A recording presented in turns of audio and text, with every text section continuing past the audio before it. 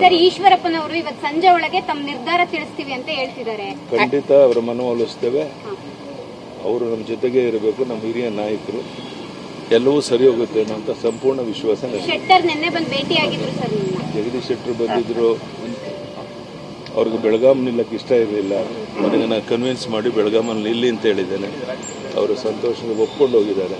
ಭಾಳ ದೊಡ್ಡ ಹಂತದಲ್ಲಿ ಬೆಳಗಾಮಿಂದ ಗೆಲ್ಲಕ್ಕೆ ಸಾಧ್ಯ ಇದೆ, ಅದರಲ್ಲಿ ಅನುಮಾನ ಇಲ್ಲ. 28 ಗೆಲ್ತಿರ್ಬೇಕಾದ್ರೆ ಮೋದಿಯವರ ಆಶೀರ್ವಾದದಿಂದ ಅದೇನು ಕಷ್ಟ ಆಗುತ್ತೆ ಅನ್ಸೋದಿಲ್ಲ.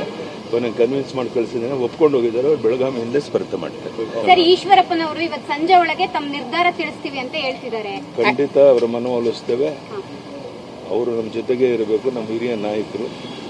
ಎಲ್ಲವೂ ಸರಿ ಹೋಗುತ್ತೆ ಅನ್ನೋ ಸಂಪೂರ್ಣ ವಿಶ್ವಾಸ. ಶೆಟ್ಟರ್ ನಿನ್ನೆ ಬಂದು ಭೇಟಿಯಾಗಿದ್ರು ಸರ್. ಜಗದೀಶ್ ಶೆಟ್ಟರ್ ಬಂದಿದ್ರು. ಅವ್ರಿಗೆ ಬೆಳಗಾಂ ನಿಲ್ಲಕ್ಕೆ ಇಷ್ಟ ಇರಲಿಲ್ಲ. ನನಗೆ ನಾನು ಕನ್ವಿನ್ಸ್ ಮಾಡಿ ಬೆಳಗಾಮಲ್ಲಿ ನಿಲ್ಲಿ ಅಂತ ಹೇಳಿದ್ದೇನೆ. ಅವರು ಸಂತೋಷದಿಂದ ಒಪ್ಕೊಂಡು ಹೋಗಿದ್ದಾರೆ. ಭಾಳ ದೊಡ್ಡ ಹಂತದಲ್ಲಿ ಬೆಳಗಾಮಿಂದ ಗೆಲ್ಲಕ್ಕೆ ಸಾಧ್ಯ ಇದೆ, ಅದರಲ್ಲಿ ಅನುಮಾನ ಇಲ್ಲ. 28 ಗೆಲ್ತಿರ್ಬೇಕಾದ್ರೆ ಮೋದಿಯವರ ಆಶೀರ್ವಾದದಿಂದ ಅದೇನು ಕಷ್ಟ ಆಗುತ್ತೆ ಅನ್ಸೋದಿಲ್ಲ.